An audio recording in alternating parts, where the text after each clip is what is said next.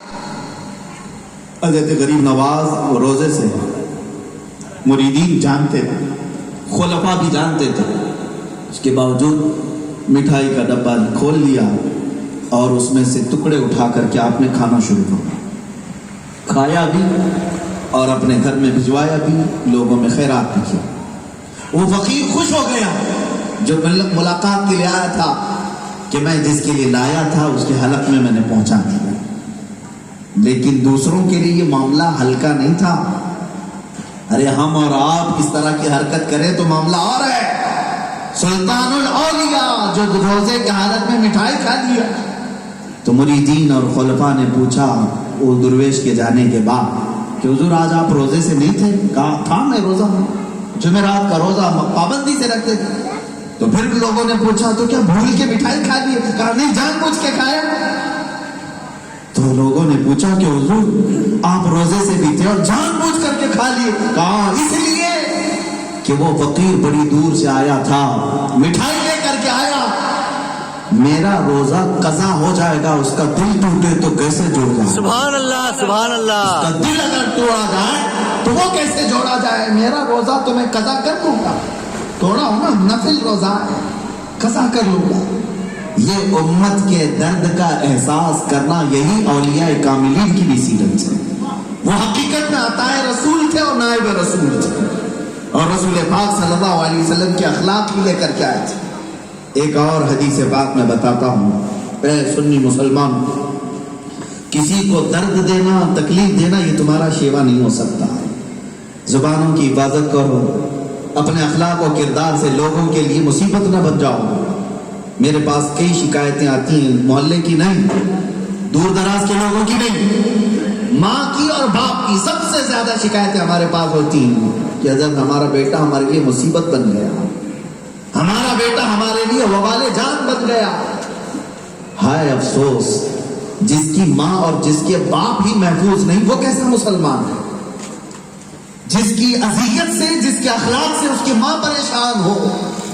ہم نے پوچھا، آدھا گھنٹہ بھی اپنی ماں کے ساتھ بیٹھنا گوارا نہیں کرتی، اپنے جوان دوستوں کے ساتھ 2 گھنٹے 3 گھنٹے پکائی کرتے رہتے، گپیں لگاتے ہیں، فالتو کی باتوں میں رات گزارتے ہیں، لیکن بوڑھے باپ کے پاس آدھا گھنٹہ بھی نہیں بیٹھنا چاہتے۔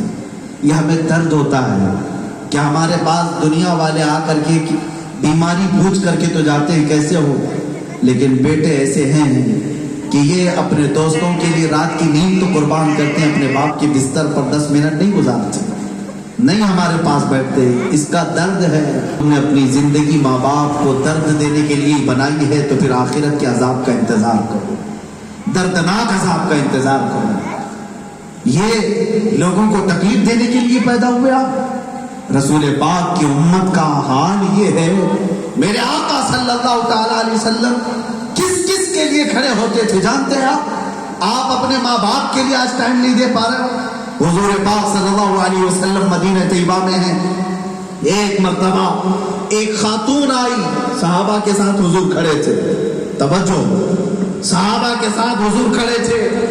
وہ عورت ایسی تھی جو مدینہ طیبہ میں مشہور تھی، بد زبان تھی، بولنے لگتی تو اول بول بولنے لگ جاتی تھی، پاگل عورت تھی، ذہنی توازن ٹھیک نہیں تھا، بک بک کرتی تھی۔ تو وہ آ رہی تھی، حضور کھڑے تھے، صحابہ بھی سامنے ہیں۔ جیسے ہی وہ عورت قریب آئی، صحابہ نے راستہ کاٹ لیا، کہا کہ اب آئے گی اور بک بک شروع کر دے گی اور اتنا بولے گی پکا دے گی۔ حضور پاک صلی اللہ تعالی علیہ وسلم کو انہوں نے سائیڈ کیا۔ حضور اکرم صلی اللہ علیہ وسلم نے فرمایا ہٹو، اس کو راستہ دے دو۔ صحابہ نے کہا آقا وہ بدزبان عورت ہے، کیا بولتی ہے، اس کو ہوش نہیں رہتا، اس کی کوئی سنتا نہیں۔ حضور نے فرمایا چھوڑ دو، اس کا راستہ چھوڑ دو۔ صحابہ نے پھر اصرار کیا کہ آقا وہ بدتمیزی نہ کرے آپ کے ساتھ، بدتمیزی نہ کرے آپ کے ساتھ، اس لیے ہم روک رہے ہیں۔ سنو اے سنی مسلمانوں، میرے آقا ہے، دیوانی ہے، جیسی ہے خاتون اسے آنے دو، مجھے معلوم ہے اس کی زبان بہت چلتی ہے۔ اے میرے صحابہ مجھے بتاؤ پورے مدینے میں اس کی کوئی بات سنتا ہے؟ صحابہ نے کہا کوئی نہیں سنتا۔ میرے آقا فرماتے ہیں جب کوئی نہیں سنتا تو کیا میں بھی نہ سنوں؟ اگر میں نہ سنوں تو پھر دنیا میں کون اس کی سنے گا. اگر میں نہ سنوں تو پھر دنیا میں اس کی کون سنے گا؟ جس کو ہمارے امام اہل سنت نے یوں فرمایا تھا، تجھ سے جو منہ چھپاؤں تو کروں کس کے سامنے، کیا اور کسی سے توقع نظر کی؟ صحابہ ہٹ گئے، وہ خاتون آئی، حضور پاک صلی اللہ تعالی علیہ وسلم کی بارگاہ میں قریب کھڑی بات کرنے لگی، بولی ہوئی بات بار بار ایک ہی بات کو دہراتی جا رہی ہے.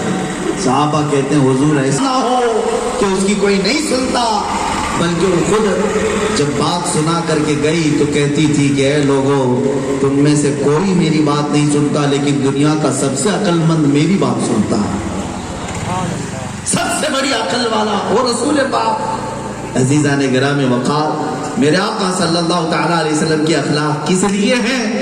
تاکہ دوسروں جواب دینے لگتا ہے کہ بابا جی کیا ہو گیا، تمہارا دماغ خراب ہو گیا، پوچھی ہوئی بات بار بار پوچھتے ہو، تمہیں اندازہ نہیں تمہارا اگر بڑھاپا آ گیا تو تمہیں اس سے بڑی آزمائش میں ڈالا جائے گا.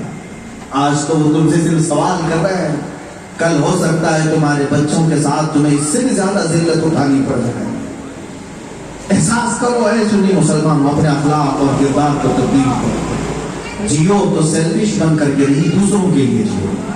یہ امت مصطفیٰ کے کردار ہے. نوجوان اگر آج بیدار ہو تو اس بات کے لیے کہ میں آیا ہوں سب کی فکر کرنے کے لیے، نہیں کہ میں اپنی فکر کے لیے. سب کی فکر کرنا یہ امت مصطفیٰ کا کردار ہے. دوسروں کے درد کا احساس کرنا یہ امت مصطفیٰ ہے. حضرت سیدنا جنید بغدادی کی بات کرتا ہوں. دریائے دجلہ میں ایک بار آپ وہاں قریب میں تھے، ایک بچھو ڈوب رہا تھا. بچھو پانی میں نہیں تیر پاتا، پانی میں گر گیا اور اندر جا رہا تھا. حضرت جنید بغدادی نے اپنا ہاتھ دے کر کے اس کو اٹھایا، بچھو کو اٹھایا. جیسے اوپر اٹھایا بچھو نے ڈنک مار دیا، آپ نے ہاتھ جھٹک لیا، پھر گر گیا. دوبارہ بچھو کا ڈنک معمولی نہیں، مچھر نہیں کہہ رہا ہوں میں، بچھو کہہ رہا ہوں. دوبارہ ہاتھ دیا اور پھر پانی سے اٹھایا، پھر بچھو نے ڈنک مارا، آپ نے ہاتھ جھٹک دیا. تیسری مرتبہ آپ نے اپنی انگلیوں سے اس کے پیر کو پکڑا، اٹھا کر کے خشکی پہ ڈال دیا. لیکن 2 ڈنک تو لگے تھے، 2 مرتبہ خوب اچھی طرح سے ڈنک مارا تھا. مریدین جو جنید بغدادی کے تھے انہوں نے پوچھا، سیدی آقائی یہ کیا آپ کر رہے ہیں؟ وہ بچھو ڈنک پہ ڈنک مارے جا رہے اور آپ اس کو اٹھا رہے ہیں. آپ نے کیا جواب دیا؟ یہ اولیاء کا مشرب اور طریقہ تصوف کیا ہے سنو. جنید بغدادی فرماتے ہیں میرے مریدوں، بچھو کی فطرت ہے ڈنک مارنا، بچھو کی فطرت ہے ڈنک مارنا. وہ اپنی فطرت پر عمل کر رہا ہے اور مدد کرنا میری فطرت ہے، میں اپنی فطرت. سبحان اللہ سبحان اللہ سبحان اللہ. مدد کرنا امت مصطفیٰ کی فطرت ہے، میں اپنی فطرت پر عمل کر رہا ہوں. یہی فطرت تمہاری آج ہوتی تو آج دنیا تمہاری طرف عزت کی نگاہ سے ضرور دیکھتی. ایک وقت تھا ہندوستان کی سرزمین پر آنے والا پہلا لشکر محمد بن قاسم کا، جو سندھ کی سرزمین پر آیا تھا 10,000 کا لشکر لے کر. کیوں آیا تھا جانتے ہیں؟ سندھ کی سرزمین پر راجہ ٹابر سنگھ ایک ظالم بادشاہ تھا، راجہ تھا. چند مسلمان عورتیں حج کے لیے جا رہی تھی. اس راجہ کے گنڈوں نے ان عورتوں کو پکڑا، ان کا مال لوٹا، ان کی عزت اچھالی. وہ عورتیں گرفتار ہو کر کے راجہ کے پاس آئیں تو وہاں سے وہ عورتیں پکار رہی تھیں، ہے کوئی مسلمان ہماری عزتوں کی حفاظت کرنے والا؟ ہے کوئی جو ہماری عزت کی حفاظت کرے؟ یہ کب کی بات بول رہا ہوں؟ سرکار غریب نواز سے بھی 400 سال پہلے کی بات، 90 ہجری کی بات، آج سے تقریباً 1300 سال پہلے کی بات. محمد بن قاسم کی جو داستان ہے پڑھو اے جوان. وہ عورتیں وہاں قید سے پکار رہی تھی. کچھ تاجر بزنس مین جو عرب سے آتے تھے مال لے کر کے اور یہاں سے کچھ لے کر کے جاتے تھے، انہوں نے ان عورتوں کی زبان سن لی. واپس جا کر حجاج بن یوسف کا دور تھا، گورنر کے پاس واقعہ سنا رہے تھے. ہندوستان میں چند عورتیں راجہ کی قید میں ہیں، گنڈوں نے پکڑا ہے اور وہ پکار رہی تھی کوئی ہماری عزت کی حفاظت کرے گا. ابھی گورنر وقت کا سن ہی رہا تھا کہ دربار میں 19 سال کا جوان جو اسی کا بھتیجا ہے، گورنر کا بھتیجا ہے، کھڑا ہو گیا، کہا کیا ہماری بہنوں کو کسی نے گرفتار کیا؟ وہیں سے پکارا لبیک یا اختی، اے میری بہن میں حاضر ہوتا ہوں، میں آتا ہوں۔ اور اپنے وقت کے گورنر سے کہا مجھے 10,000 کا لشکر دو، اور وہ لشکر لے کر کے وہ سندھ تک آیا۔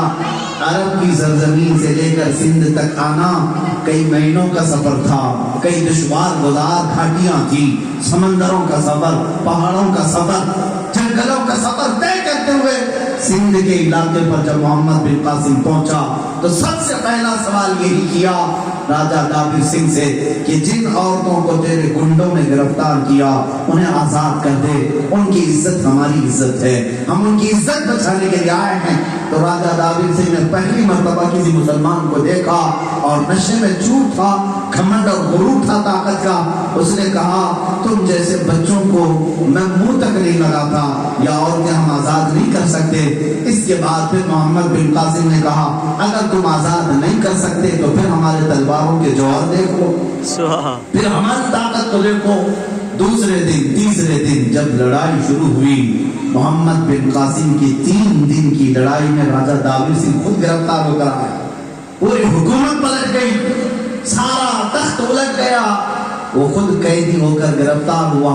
ان عورتوں کو محمد بن قاسم نے آزاد کیا اور ہندوستان میں سب سے پہلا پرچم اسلام لہرایا، پرچم اسلام لہرایا، اور 2 سال تک محمد بن قاسم اسی سندھ کی سرزمین پر ہے، قوانین نافذ کیا قرآن کے۔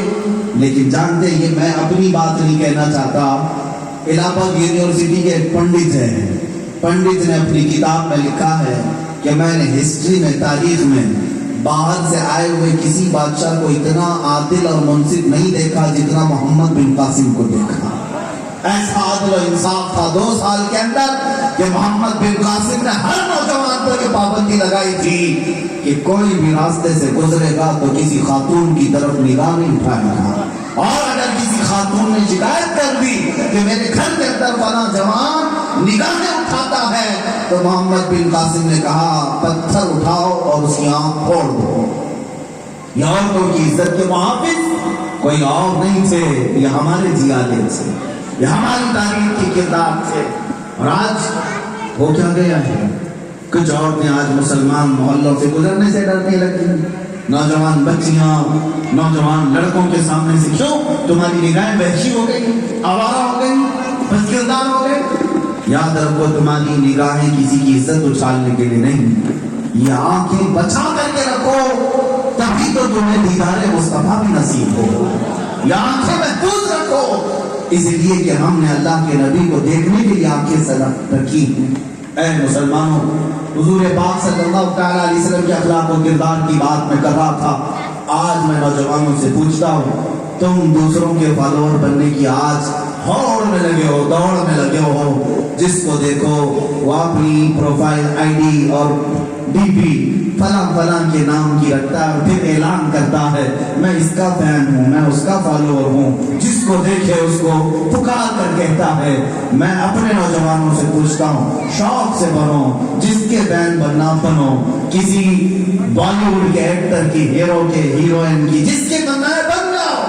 ایک سوال میرا ہوگا، جب تمہاری روح نکل جائے، آنکھیں بند ہوں، جب تمہارے جسم پر کفن باندھ دیا جائے اور تمہیں اوپر نیچے رسیاں باندھ کر تمہاری اپنے اٹھا کر کندھوں پر ایک چھوٹے سے گڑھے میں دفن کر کے آ جائیں، قبر کی تختیاں بند کر دیں، جہاں نہ تکیہ دیں گے، نہ چادر، نہ کوئی بوریا، اس سوکھی مٹی کی زمین پر تمہارے لاشے کو رکھ کر کے آ جائیں، تو اے جوانوں بتاؤ، تم دنیا میں جس کے فین تھے، جس کے کردار اپناتے تھے، جس کے کپڑے پہنتے تھے، جس کا سٹائل کرتے تھے، دل پر ہاتھ رکھ کر کے بتاؤ، کیا اب وہ تمہارا ممدوح تمہاری قبر میں آئے گا تمہیں منکر نکیر سے بچائیں؟ تم وہاں پر کہہ سکو گے کہ میں بالی ووڈ کو فالو کرتا تھا، آج مجھے چھوڑ دیا جائے؟ تمہیں خود کو معلوم ہے کہ یہ بات بھی میں قبر میں نہیں کر سکتا، اس لیے کہ وہ خود دوزخ میں جانے والے مجھے کیا قبر میں بچا سکیں گے۔ ہاں ایک بات میں ضرور کہوں گا، ہم حضور پاک صلی اللہ تعالیٰ علیہ وسلم کے اخلاق کی پیروی کرتے ہیں، آپ کی بات اور ہماری بات. میں اکثر اپنی تقریروں میں کہتا ہوں اے نوجوانوں اگر تمہیں ایسا لگتا ہے کہ دنیا کے اسٹار فلم اسٹار ہی بہت کامیاب ہیں انہیں کو فالو کرنے میں عزت زیادہ ہے تو ٹھیک ہے تم ایک لیٹر ان کے نام پر لکھ دینا اور کہہ دینا میں مروں ہوں تو میری قبر میں آ جانا اندھیرے سے مجھے بچا لینا روشنی جانا تھوڑی دیر میرے لیے بیٹھ جانا میں دیکھنا چاہتا ہوں کہ کتنی قبروں میں کون کون آتا ہے اور یہ علماء ذلیل احترام ہے مبلغین اسلام ہے انشاءاللہ ہم بھی ایک خط لکھیں گے تم ایک خط لکھنا اپنے ممدوح کو جس کے فالوور سے ہم خط لکھتے ہیں مدینے کے تاجدار ہم کہتے ہیں یا رسول اللہ میں کپڑے آپ کی طرح پہننے کی کوشش کرتا میں چہرہ آپ کی طرح رکھنے کی کوشش کرتا میں سر پر امامہ آپ کی طرح رکھنے کی کوشش کرتا میں کھانے میں سنتیں اپناتا میں سونے میں آپ کا طریقہ اپناتا اے اللہ کے نبی میں جا رہا ہوں دنیا سے اگر قبر میں اندھیرا ہو جائے تو آپ تشریف لانا اگر منکر نکیر کی سختی ہو تو آپ آ جانا اے سنی مسلمانوں بتاؤ تم جس کو خط لکھے وہ آئے گا یا ہم جس کو خط لکھے وہ پہلے آئے گا پوری دنیا کا مسلمان پکار کر کہتا ہے تمہیں پوچھ رہے ہوتے ہیں صرف مدینے کا تاجدار وہاں ہوگا سبحان اللہ سبحان اللہ سرانے کے بعد میرے آقا صلی اللہ علیہ وسلم تشریف فرما ہوتے ہیں وہ مدد کے لیے آتے ہیں دستگیری فرماتے ہیں تو جو قبر میں ہمارے لیے آنے والا رسول ہے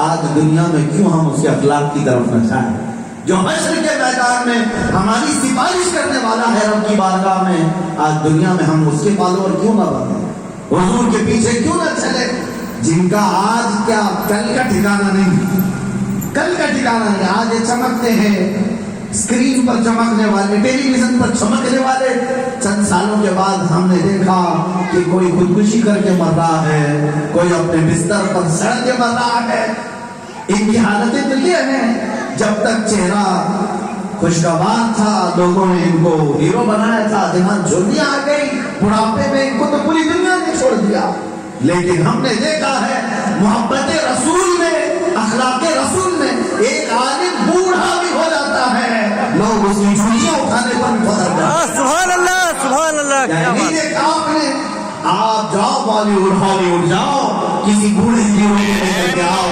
دنیا اپنا پھیر لیتی ہے اس کا زمانہ گیا ختم ہو گیا جوانی میں ناچتا تھا اچھا لگتا تھا عورتیں جوانی میں خوبصورت لگتی تھی ارے اب تو یہ بوڑھی ہو گئی یہ بڑھاپا ہو گیا لیکن جانتے ہو اللہ کے نبی صلی اللہ تعالیٰ علیہ وسلم کے غلاموں کے متعلق مشہور زمانہ قول ہے آپ پڑھتے بھی ہوں گے محمد کے غلاموں کو بڑھاپا آ نہیں سکتا وہ بڑے ہوتے ہی نہیں میں نے اپنے مرشد گرامی حضور تاج الشریعہ حضور سبحان اللہ 75 سال کا بڑھاپا تھا 75 سال کا بڑھاپا تھا اور جانتے ہو جوانی دو ڈبل جوانیاں کرے تو 75 سال کو پہنچتی ہے لیکن اللہ چہرے پر وہ زمان تھا وہ نور تھا کہ کسی منبر پر بیٹھ جائے ہزاروں کے درمیان ایک ہی چہرہ چمکتا تھا یہ مصطفیٰ کریم کی غلامی کا اثر ہے آپ کیا سمجھتے ہیں تاج الشریعہ گورے تھے اس لیے زیادہ خوبصورت لگتے تھے اس لیے لوگ ان کو دیکھتے تھے ارے گورے تو انگریز بھی ہوتے تھے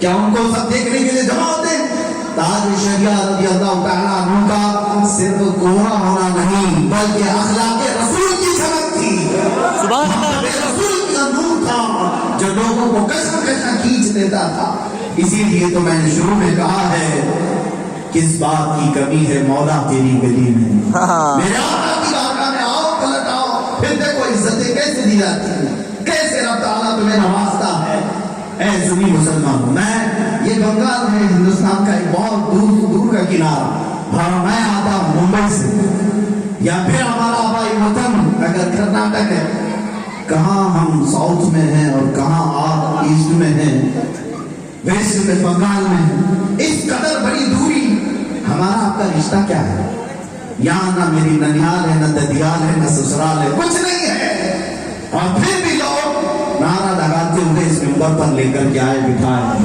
وجہ کیا ہے یہ سارے مسلمان جانتے ہیں صرف اس لیے کہ اس کے لبوں پر حدیث رسول ہے میرے نبی کی بات کرتا ہے اس لیے منبر پر بٹھاؤ دنیا میں تم نے دیکھا میرے مصطفیٰ کی بات کرنے والا جب یہاں منبر پر بیٹھ سکتا ہے تو پھر حشر قیامت کے دن بھی اس کا حال یہی ہوگا. اسے پکارا جائے گا.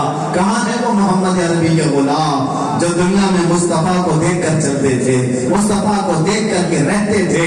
انہیں بلایا جائے گا, آؤ لواء الحمد کے نیچے محمد عربی تمہارا انتظار کر رہے ہیں. وہاں پر بھی ممبر تمہارے لیے. بلکہ جنت کے متعلق حدیثوں میں ملتا ہے کچھ ایسے تخت ہوں گے, اسٹیج وہاں پر بھی لگے ہوں گے. جنت میں جانے کے بعد اسٹیج ہیں, اور کیسے اسٹیج, اللہ اکبر.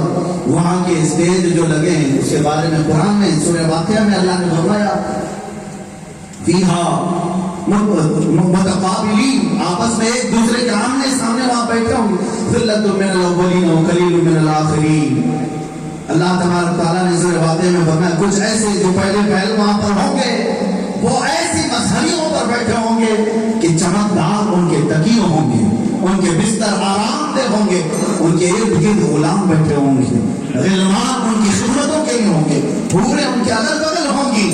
یہ ان کے لیے اتنا اونچا اسٹیج جنت میں بھی لگایا گیا. وجہ یہ ہے کہ وہ غلام رسول تھے.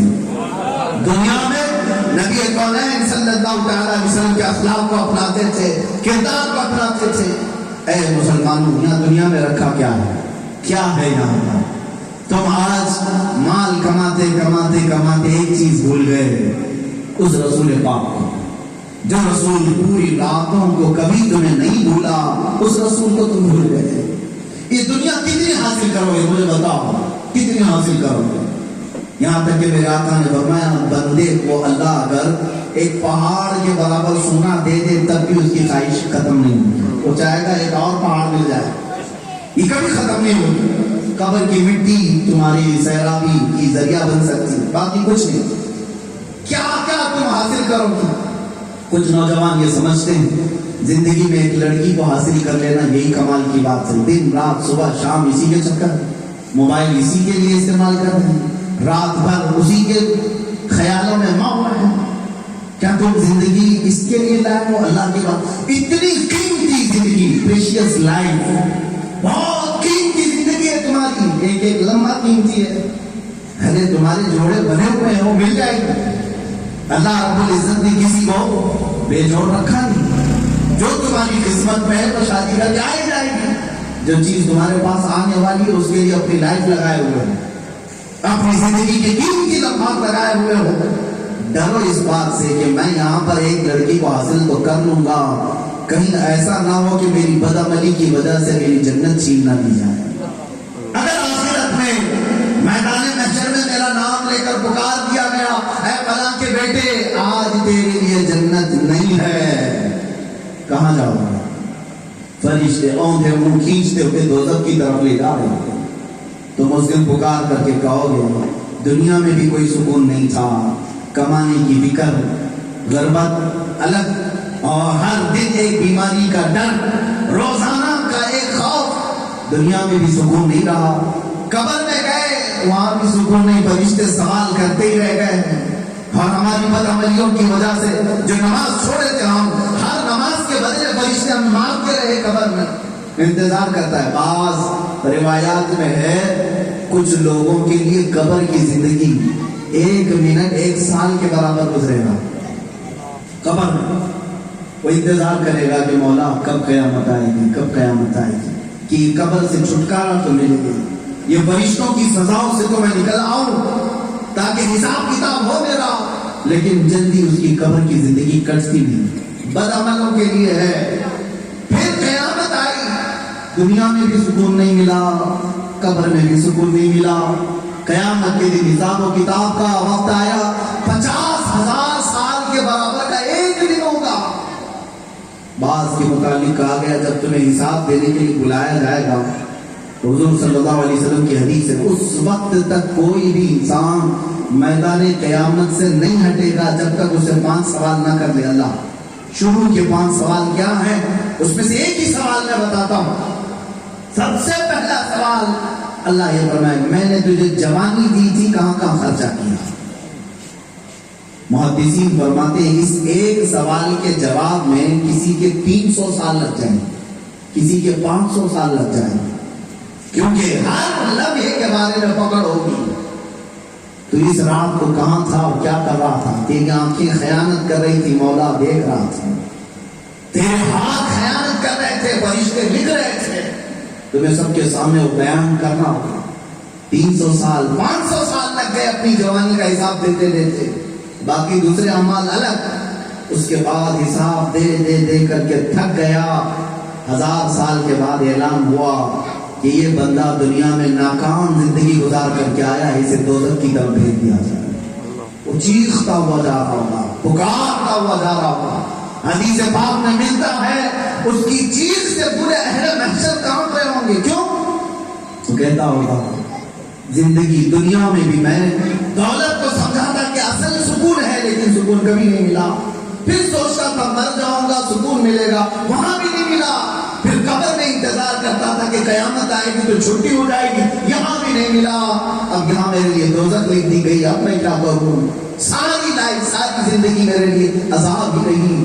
لیکن ایک بندہ ایسا ہے جو دنیا میں میرے مصطفیٰ کے کردار اپناتا تھا، حضور کو فالو کرتا تھا، اگرچہ اسے دنیا میں تھوڑی مصیبتوں کا سامنا کرنا پڑتا تھا، لوگ اسے تانے مارتے تھے، اسے دقیانوس فنڈامنٹل اور پرانے خیالات کا ملا مولوی کہتے تھے، یہ محمد عربی کے غلام کہتے تھے، دنیا تانا مارتی تھی، پھر بھی یہ غلام برداشت کرتا تھا۔ لیکن جس دن اس کی روح نکلی، اچانک رحمت کے فرشتے اتر گئے، گھر اس کے خطر فرشتے آئے، یہاں تک کہ اس کے جنازے کے ساتھ اگر 4 مرد ہوں گے انسانوں میں تو فرمایا گیا اللہ کے کئی 100 فرشتے اس کے جنازے میں حاضر ہوتے ہیں، جو میرے آقا صلی اللہ تعالیٰ علیہ وسلم سے محبت کیا دنیا میں، اور قبر میں جانے کے بعد ادھر تم بند کر کے آئے، ادھر منکر نکیر اٹھانے کے لیے آئے، منکر نکیر کے کھینچنے سے پہلے تاجدار مدینہ پہلے سے میرے آقا صلی اللہ علیہ وسلم ارشاد فرماتے ہیں اے منکر نکیر آہستہ سے جگانا، یہ میرا اپنا غلام۔ وہاں بھی سکون، اور اس کے بعد فرشتے اس سے سوال کرتے ہیں، حضور کو دکھا کر پوچھتے ہیں، جب وہ جواب دیتا ہے تو کہتے ہیں نم کے نومت العروس، اب سو جا جیسے دولہا سوتا ہے، دولہا سوتا ہے، سو جا۔ وہاں بھی سکون ملا۔ اب یہاں سے غلام مصطفیٰ کے سکون کی ابتدا ہو گئی قبر میں جاتے ہی۔ اسی لیے تو اعلیٰ حضرت فاضل بریلوی رضی اللہ تعالیٰ نے فرمایا خاک ہو کر عشق میں آرام سے سونا ملا، سبحان اللہ، خاک ہو کر عشق میں آرام سے سونا ملا، جان کی اکسیر ہے الفت رسول اللہ، سبحان اللہ، سبحان اللہ، جان کی اکسیر ہے الفت رسول اللہ کی۔ اور اس کے بعد جانتے ہیں 500 سال ہو گئے ہوں گے قبر میں، 600 سال ہو گئے ہوں گے قبر میں، قیامت کا دن آ گیا، سور پھونکا گیا اور سارے مردوں کو قبروں سے اٹھایا جائے گا۔ جو غلام مصطفیٰ 500 سال 600 سال 700 سال سویا ہے، لیکن کیا کہتے ہوئے اٹھے گا معلوم ہے قبر میں؟ وہ اٹھے گا اے اللہ اتنی جلدی قیامت آئی، کل میرے گھر والوں نے دفن کیا تھا، آج قیامت آ گئی۔ 500 سال قبر میں سویا، لیکن اسے ایک رات کے برابر کر دی جائے گی، اور جب گناہوں پر یہاں جیتا رہا اسے ایک دن 100 سال کے برابر کر دیا جائے، اس کے لیے لمبی زندگی ہو جائے گی قبر میں۔ لیکن میرے نبی کے غلاموں کے لیے لمبی زندگی بھی گھیر کر شارٹ کر دی جائے۔ اب فیصلہ تمہارے پاس ہے، کون سی لائف جینا چاہتے ہو؟ دیکھو ایک اور بات میں کہوں، قبرستان ہم سب جانے والے ہیں، آپ بھی جائیں گے ہم بھی جائیں گے، آج نہیں کل، بلکہ ملک الموت پتہ نہیں آپ سب کے گھر آ کر کے بھی گئے، آج کیا ہے، اور میں ہر دن ملک الموت ہر ایک انسان کو دیکھ کر ضرور جاتے ہیں، اور جس کی موت آنے والی ہوتی ہے اس دن 3 مرتبہ اس کے گھر آتے ہیں۔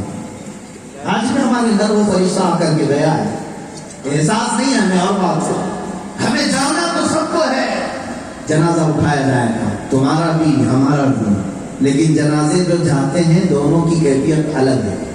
جانتے ہیں بزرگوں نے لکھا ہے جیسے ہی ہمارا ڈولا ہماری ڈولی قبرستان کے دروازے پر آتی ہے، اگر گناہوں پر زندگی گزارتے تھے، اگر میرے نبی کی مخالفت میں زندگی گزارتے رہے، قبرستان میں موجود جتنے مومنین مومنات ہیں اپنی قبروں سے پکارنے لگتے ہیں اے اللہ اس جنازے کو اس قبرستان میں داخل ہونے سے پہلے ہلاک کر دے، باہر گرا دے، یہ درد اس قبرستان میں آنے نہ پائے۔ میتیں قبروں میں پکار کر کہتی کیوں؟ اس لیے کہ اب وہ آئے گا، ہمارے پڑوس میں کہیں دفن ہوگا، آج رات سے اس پر نیا عذاب شروع ہوگا، اس کے عذاب سے پورے قبرستان کی چین اور سکون ختم ہو جائے۔ قبروں والے پکار کر کہتے ہیں یہ مردہ نہ آئے، یہ جنازہ ہمارے قریب میں نہ آئے، ہمارے پڑوس میں نہ آئے۔ ایک جنازہ وہ ہے جو جیتا تھا میرے نبی کے نام پر، ہر ایک کو چھوڑ دیا تھا میرے مصطفیٰ کے لیے، دنیا کے ہر گناہ کو ترک کیا تھا رسول کو راضی رکھنے کے لیے، اس کا بھی جنازہ جاتا ہے۔ جب اس کا جنازہ جاتا ہے میرے عزیزوں، قبرستان کے دروازے پر جنازہ پہنچا ہوتا ہے، اس وقت بھی وہاں موجود قبروں میں سے ہر مومن مومنہ کھڑے ہو کر کے کہتے ہیں اے اللہ ہمارے پڑوس میں اسے دفن ہونے کی اجازت دیجیے، وہ ہمارے پڑوس میں آ جائے۔ ہر مسلمان قبرستان کا جو مرا ہوا ہے وہ یہ خواہش کرتا ہے کہ یہ غلام نبی ہمارے پڑوس میں آئے۔ کیوں؟ اس لیے کہ آج کی رات اس پر جو رحمتوں کی بارشیں ہوں گی ان کے قطرے ہماری قبروں پر بھی آئے۔ یہ زندگی تمہارے ہاتھ میں ہے اے مسلمان، کون سی لائف جینا چاہتے ہو جس سے ہر کوئی نفرت کرے؟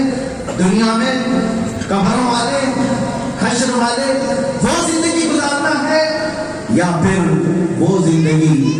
ایک حدیث میں یہ بھی ملتا ہے کہ اگر مصطفیٰ کریم صلی اللہ علیہ وسلم کی غلامی میں جیتا تھا، کردار مصطفیٰ کو اپناتا تھا، روح نکلی، جس مسجد میں نماز پڑھتا تھا، جس مسجد میں نماز پڑھتا تھا وہ جگہ، وہ زمین کا ٹکڑا بھی اس کے جانے کے غم میں رات بھر روتا، اور ایک روایت میں 3 دن تک روتا ہے وہ ٹکڑا کہ وہ غلام مصطفیٰ چلا گیا جس کے سجدوں میں مجھے سکون تھا۔ آسمان کا وہ دروازہ جس سے اس کا رزق اترتا تھا، وہ دروازہ بھی اللہ کی بارگاہ میں روتا ہے، اے مولا ایک نیک و صالح بندہ چلا گیا جس کا رزق میرے دروازے سے دور اترتا تھا۔ تو کون سے انسان بننا چاہتے ہو؟ وہ جس کے غم میں مسجد کا ٹکڑا بھی روئے، آسمان کا دروازہ بھی روئے، غلامان مصطفیٰ بھی روئے، زمین تمہارے استقبال میں کھڑی ہو، میتیں قبروں میں تمہارے استقبال کے لیے کھڑے ہو۔ وہ لائف جینا چاہتے ہو یا وہ زندگی جس سے ہر کوئی نفرت کرے؟ جیسے کہ عیاش ہے، اوباش ہے، آنکھیں آوارہ ہیں، یہ آئے تو لوگ راستہ کاٹ لیں، جیسے کتا آئے تو لوگ بچنے لگتے ہیں، غلاظت نہ لگ جائے، غلاظت نہ لگ جائے۔ اپنی زندگی ہے جواب ایسی بنانا چاہتے ہو کہ ہم اچھے لوگوں کے درمیان جائیں تو اپنا لباس بچا لیں، وہ ہٹ جائیں کہ یہ بڑا بد کردار ہے، جیسے کوئی طوائف آتی ہے تو لوگ ہٹ جاتے ہیں۔ پہلے تھا ایسے، کچھ لوگ ناک دبا لیتے تھے، منہ چھپا لیتے تھے، کیوں؟ کردار کی بدبو ہے، یہ وائرس ہے، لگے گا ہم کو، ہر کوئی اپنا دامن بچانا چاہتا ہے۔ وہ زندگی گزارنا چاہتے ہو یا دنیا میں بھی ہر کوئی نفرت کرے، قبر میں جانے کے بعد میتیں تم سے نفرت کرے، بلکہ زمین یہ پکار کر کہتی آجا میں تجھے دکھاتی ہوں میری طاقت کیا ہے۔ تو زمین پر جب تک تھا اپنے گناہوں سے مجھے رنگین کیا، خوب نشہ کیا، خوب نشہ کیا۔ زمین ہر روز تمہیں پکار کر کہتی آجا ایک دن میں تجھے دکھاتی ہوں میری طاقت کیا ہے۔ جس دن وہ پہنچتا ہے دونوں دیواریں اسے ایسے دبوچتی ہیں۔ میرے آقا کی حدیث ہے ان بغتۃ القبر حق، قبر کا جھٹکا دینا حق ہے۔ قبر ایسے دبوچتی ہے کہ اس کی ہڈیاں پسلیاں کڑکنے کی آواز تک آتی ہے، آواز تک آتی ہے، جانور سنتے بھی۔ یہ اور بات ہے کہ ہماری سماعت اور بصارت سے محجوب رکھا گیا ہے، چھپایا گیا ہے۔ اے سنی مسلمانوں کی لائف میں تمہارے سامنے لے کر کے آئے ہوں۔ بہت سارے لوگ یہ سوچتے ہوں کہ یہ بھی ایک جلسہ جلوس کر کے رسم و رواج اپنا کر کے چلے جائیں نا، میں رسم و رواج والا آدمی نہیں ہوں، میں صرف اور صرف یہ چاہتا ہوں کہ نبی کونین صلی اللہ تعالیٰ علیہ وسلم کی یہ پراپرٹی ہے، امت مصطفیٰ، ان پر کسی دوسرے کا حق نہیں ہو سکتا، یہ میرے نبی کی جائیدادیں ہیں، اور میں چاہتا ہوں کہ تم جس کے ہو اسی کے ہو کر رہو۔ دنیا اگر تمہیں اپنا خرید بنانا چاہے تو دھکار دو، ٹھکرا دو، نہیں، میرے لیے کافی ہے میرے نبی کی عزت، میرے لیے کافی ہے میرے نبی کی محبت۔ اگر دنیا آج تمہیں پکار کر کے دیا جائے ہمارے ہاں بہت کچھ تجھے دیا جائے گا تو پہلا سوال تم اپنے دل سے یہ کرنا میرے نبی کے اخلاق میں کمی کس بات کی ہے جو میں دوسری طرف کو اٹھاؤں؟ کس بات کی کمی ہے؟ مولا تیری گلی میں، دنیا تیری گلی میں، عقبہ تیری گلی میں۔ وہ صحابہ تھے جن کو پوری دنیا خرید نہیں سکی۔ میں آپ کو بتا دوں، ایک کلیوگی کی حکایت ہے، 3 نوجوان بھائی تھے، 3 نوجوان بھائی ایک عیسائی بادشاہ کی قید میں آ گئے۔ عیسائی بادشاہ نے ان کو گرفتار کر کے کہا کہ تم میرے دین پر آ جاؤ، میں تمہیں اعزاز اکرام سب کچھ دوں گا، لیکن وہ سچے غلام مصطفیٰ تھے۔ اے نوجوانوں، آج میں آپ سے پوچھنا چاہتا ہوں، جو صرف اور صرف ایک عورت پر اپنا دین بیچ دیتا ہے، جو تھوڑی سی نوکری اور تھوڑے سے پیسوں پر اپنے اخلاق بیچ دیتا ہے، وہ سب سے گھٹیا اور رذیل آدمی ہے۔ ہمارا کردار یہ نہیں ہے، ہمارا کردار یہ نہیں ہے۔ ہم جبل استقامت ہوا کرتے تھے اپنے نبی کی محبت پر، سودا ہم نہیں کرتے۔ وہ 3 نوجوان بھائیوں کو بادشاہ نے قید کیا۔ سنو توجہ سے، بار بار آفر دیا، نہیں مانا۔ وہ تینوں بھائیوں نے نہیں مانا۔ بادشاہ نے کہا جلاد کو بلاؤ اور ان کو سزا دو۔ اب مارنا شروع کیا۔ اس کے بعد ایک کڑھائی منگا کر کے اس کو تیل ڈال کر آگ پہ گرم کیا۔ تیل کڑھائی میں جب کھولنے لگا، بڑی کڑھائی تھی، یہ 3 بھائیوں میں سے بڑے بھائی کو اٹھا کر کڑھائی میں ڈال دیا، جلا دیا، وہ شہید ہو گئے۔ اس کے بعد بادشاہ نے دوسرے کو پکارا اور کہا کیا تو اب بھی اپنا دین نہیں بدلے گا، میرے دین کو نہیں قبول کرے گا؟ دوسرے نے کہا ہرگز نہیں، میں اتنے ہلکی چیز پر اپنے دین کا سودا نہیں کرتا۔ اس کو بھی اٹھایا اور کڑھائی میں ڈال دیا۔ یہ آزمائشوں کا دور ہے میرے عزیزوں، ہو سکتا ہے تمہارے ساتھ بھی آزمائشیں آئیں۔ یہ موب لنچنگ کر کے لوگ اس ڈرانا چاہتے ہیں، ادھر پکڑا ادھر مارا، گوشت کے نام پہ، کسی اور چیز کے نام پہ کاٹ دیا، ویڈیو بنایا، وائرل کیا تاکہ مسلمان ڈر جائیں، ٹوپی ہٹا دے، داڑھی منڈا لے اور چھوڑ دے اور کہے میں نہیں ہوں غلام رسول۔ ہرگز نہیں، اب تمہارے اوپر ڈبل ذمہ داری۔ آپ فخر سے کہو میں غلام مصطفیٰ، اب اور فخر سے کہو کہ میں اس امت میں ہوں جس کا آقا دنیا کا سب سے بڑا امن کا مسیحا ہے، سب سے بڑا امن کا مسیحا ہے۔ وہ 2 بھائیوں کو کھولتے ہوئے تیل میں بادشاہ نے جلا دیا، جسموں کی چمڑی پوری گل گئی۔ اٹھا لیا ہے چھوٹا بھائی جو تھا، کڑیل جوان، 21 سال یا 22 سال کا وزیر جو بادشاہ کا تھا، اس نے کہا اس کو مت ڈالے، اس کو تیل میں مت ڈالے، مجھے 1 مہینے کا ٹائم دے، میں اس کو چینج کر کے لے آؤں گا۔ آپ کے دین پر نہیں لایا تو میری وزارت ختم۔ اتنا بڑا چیلنج بادشاہ نے اس نوجوان کو حوالے کر دیا، ٹھیک ہے لے جا۔ اب دنیا جو دوسرا طریقہ تمہارے ساتھ اپناتی ہے وہ بھی سنو۔ ایک ہے تمہیں مارتے ہیں، ڈراتے ہیں، اور اگر تم نہیں مانتے تو تمہیں کس طرح سے کرتے ہیں۔ وہ وزیر اپنے گھر لے گیا، اس وزیر کی سب سے خوبصورت بیٹی تھی جو اس نوجوان کے پیچھے لگا تھی۔ وہ اتنی حسین و جمیل خاتون تھی، لڑکی جس کی نکاح کے، جس کی شادی کے رشتے بڑے بڑے بادشاہوں کے شہزادوں سے آئے تھے، لیکن اس وزیر نے ابھی تک شادی نہیں کی تھی۔ اپنی جوان بیٹی، بہت خوبصورت لڑکی، اور یہ کڑیل جوان، اور جوانوں کی سب سے بڑی کمزوری عورت، شباب کباب، یہ مال ہے یا تو پھر عورت ہے۔ یہ 2 چیزوں سے ہر جوان کو دنیا خریدنے کی کوشش کرتی ہے، انہی 2 چیزوں سے بہت سارے لوگ بکتے بھی، لیکن وہ جوان مصطفیٰ میرے آقا صلی اللہ تعالیٰ علیہ وسلم کا پروردہ تھا، اس وزیر کے گھر میں رہ گیا، ایک کوٹری میں بند کیا۔ رات جب ہوتی تھی تو اس نوجوان لڑکی کو وہ وزیر بھیج دیتا، اپنی بیٹی کو بھیجتا تھا، جا اس کو اپنی محبت میں گرفتار کر، اپنی طرف مائل کر، جب وہ تیرے محبت کا فنا ہو جائے تو اس پر شرط رکھنا، جب تک تو میرے دین میں نہیں آئے گا میں تیرے ساتھ نہیں رہوں گا۔ وہ تیری محبت میں آئے گا ضرور۔ اس طرح کتنے جوانوں کو آج کیا جا رہا ہے۔ اب ہم کو کہا جاتا ہے لو جہاد یہ کرتے ہیں، ہمارے اوپر الزام ہے۔ اور دنیا نے ہمیشہ یہ دیکھا ہے کہ بہت سارے لوگ اپنی لڑکیوں کے ذریعے سے ان کو مچھلی کے چارے کی طرح سے مسلمان بچوں کو پھانسا اور ان کی غیرت کو ختم کیا۔ اس نوجوان کے پیچھے لگا دیا، دن گزرا رات گزری، دن گزرا رات گزری، ہوتے رہے دن۔ اس نوجوان کی حالت کیا تھی؟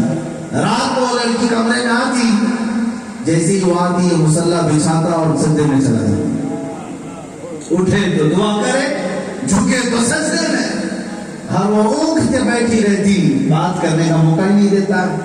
ایک مہینہ گزر گیا، ایک مہینے کے قریب وقت آیا تو جھلا کر کے کہنے لگی، اے کٹھور جوان، تیرے دل میں کیا ہے؟ تو کتنا سخت ہے؟ میرے حسن کو دیکھنے کے لیے لوگ قطار لگاتے ہیں، بڑے بڑے شہزادوں کے رشتے میرے پاس آئے، ایک بار تو پلٹ کر مجھے دیکھ تو لے، میں انسان کا ٹکڑا ہوں، میں زمین پر اتنی خوبصورت ہوں، تو مجھے دیکھ تو لے۔ اس حقیقی جوان مصطفیٰ نے دیکھے بغیر کہا، دیکھے بغیر کہا، اے خاتون واپس چلی جا، تو اپنے مقصد میں کامیاب نہیں ہو سکتی۔ کہا کیا کہہ رہا ہے؟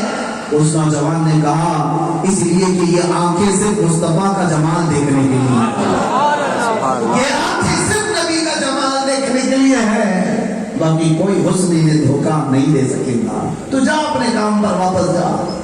اتنا سنتے ہی وہ خاتون رو پڑی اور کہتی ہے، آج میں نے حقیقت میں کسی کے دین کو فالو کرتے ہوئے دیکھا ہے جو اپنے نبی کے لیے مر جاتا ہے۔ اس خاتون نے کہا، مجھے احساس ہوتا ہے کہ تیرا دین اسلام سچا دین ہے، اے جوان کیا تو مجھے اپنے اس پاکیزہ پوتر دین میں داخل کرے گا؟ وہ آئی تھی اس کا دین لینے کے لیے، نوجوان کے ہاتھ وہ کلمہ پڑھ کر دائرہ اسلام میں آتا۔ اب سنو میرے عزیزو، حکایت لکھنے والے بزرگ نے فرمایا کہ جب رات کا وقت ہوا تو یہ اکیلے تھے کمرے میں، اس نوجوان نے کہا، ہمارا اس کفرستان میں رہنا بہت مشکل ہے۔ اس لڑکی نے کہا، میں تجھے آزاد کرتی ہوں، لیکن ایک شرط ہے کہ تو جائے گا تو مجھے ساتھ لے کر کے جائے گا۔ اس نے کہا، چلو ساتھ چلتے ہیں۔ بیڑیاں کھولی گئی، حجرے سے نکال کر رات کے وقت وہ لڑکی اس نوجوان کے ساتھ نکل گئی، شہر سے باہر چلے گئے، شہر سے باہر چلے گئے۔ اچانک پیچھے گھوڑوں کے دوڑنے کی آواز آئی، گھوڑے دوڑتے ہوئے آ رہے ہیں جیسے کہ گرفتاری کا وقت آ گیا ہو۔ اب یہ دونوں ایک درخت کے پیچھے چھپ گئے، ڈر گئے کہ بادشاہ کو شاید خبر ہو گئی یا وزیر کو پتا چل گیا کہ ہم دونوں بھاگے ہوئے ہیں، ہمیں پکڑنے کے لیے فوج بھیجی۔ یہ درخت کے پیچھے چھپے کھڑے تھے، رات کا وقت تھا، وہ گھوڑوں کی فوج دوڑتی دوڑتی دوڑتی قریب آ گئی اور اسی درخت کے قریب آ کر رک گئی۔ وہ فوج آ کر رک گئی اور اس فوج میں سے کسی نے اس نوجوان کا نام لے کر پکارا، اے فلاں بن فلاں، باہر نکل آ جا۔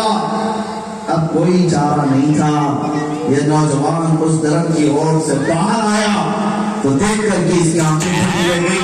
وہ بادشاہ کی فوج نہیں تھی، وہ جو فوج آئی ہے اس میں اس کے دونوں شہید بھائی گھوڑے پر موجود۔ سبحان اللہ، سبحان اللہ۔ دونوں شہید بھائی جن کو بادشاہ نے ایک مہینے پہلے تیل میں ڈالا تھا، وہ دونوں گھوڑے پر سوار تھے۔ یہ دیکھ کر کے حیرت میں تھا اور پوچھا، یہ کیا میں دیکھ رہا ہوں؟ حقیقت ہے یا یہ خواب ہے؟ ان دونوں جوانوں نے کہا، اے جوان تو حقیقت دیکھ رہا ہے، کیا تو نے قرآن میں نہیں سنا کہ اللہ کی راہ میں جو مارے جاتے ہیں وہ مردہ نہیں ہوتے؟ اللہ، سبحان اللہ، سبحان اللہ۔ اس کے بعد ان دونوں بھائیوں نے کہا، اے ہمارے بھائی، یہ جو تم فوج دیکھ رہا ہے یہ بدر و احد و خندق و حنین کے شہداء صحابہ کی جماعت ہے۔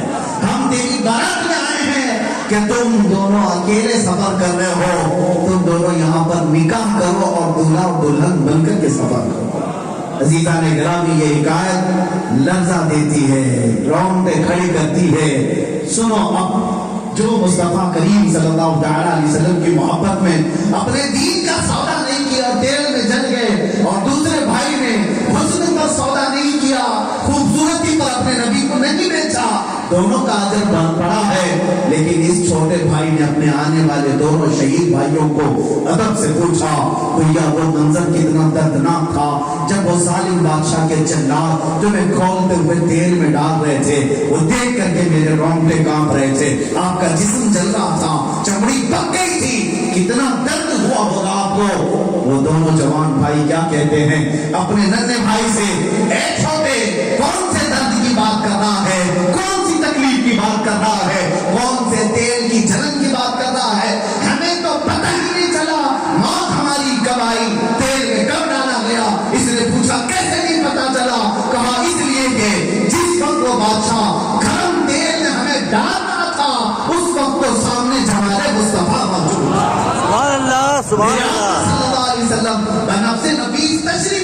سمجھتے ہم اپنے نبی کو دیکھ رہے تھے تو پھر درد کا احساس کہاں ہو، موت کا، تکلیف کا احساس کہاں ہو؟ یہی تو ہم بھی کہتے ہیں جو حضور کے لیے جیتا ہے دنیا میں، جب اس کی موت کا وقت آتا ہے تو سرانے کے پاس رسول پاک تشریف لاتے ہیں۔ امام اعظم ابو حنیفہ رضی اللہ تعالیٰ عنہ سے کسی نے سوال کیا تھا، ایک بدبخت گنہگار مرتا ہے، ایک نیک بندہ مرتا ہے، دونوں کی موت میں کچھ فرق ہے؟ آپ نے فرمایا بہت بڑا فرق ہے۔ کہا ایک گنہگار کی موت ایسے آتی ہے جیسے ریشم کے کپڑے کو کانٹوں کے جھاڑی پر ڈال دو اور کپڑا کھینچو، کانٹوں کے جھاڑ پر ریشم کا نرم کپڑا ڈال کر کھینچو تو وہ کپڑا کیسے آتا ہے؟ ایک ایک تار کھینچتے کھینچتے کپڑا پھٹ جائے گا۔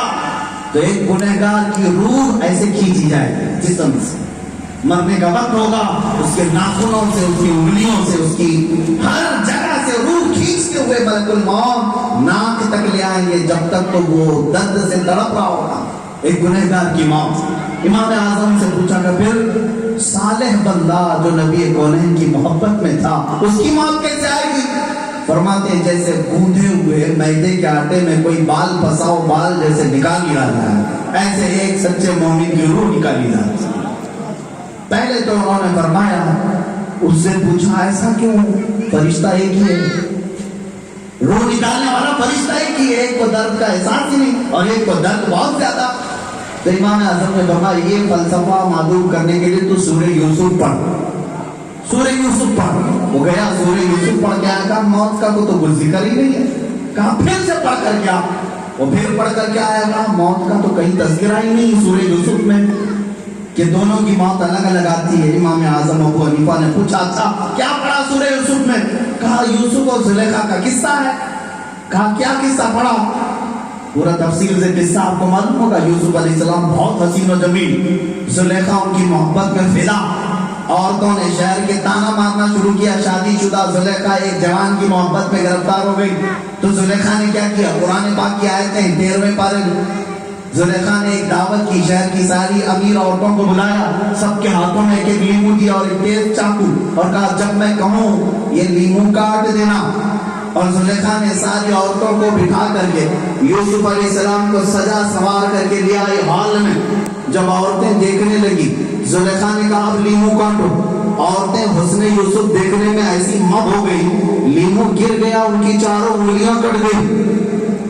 قرآن میں قطعنا ایدیہن، اپنی ہاتھوں کو، اپنی انگلیوں کو عورتوں نے کاٹ لیا۔ پھر جب یوسف علیہ السلام چلے گئے، عورتوں نے ہاتھ اٹھا کر کے دیکھا تو چار چار انگلیاں کٹی ہیں۔ ان کو درد لگا تھا، ارے میاں اگر تھوڑی سی چاقو لگ جائے ہاں کہہ کر کے کھینچ لیتے، چار انگلیاں کٹنے تک ان کو پتہ کیسے نہیں چلا؟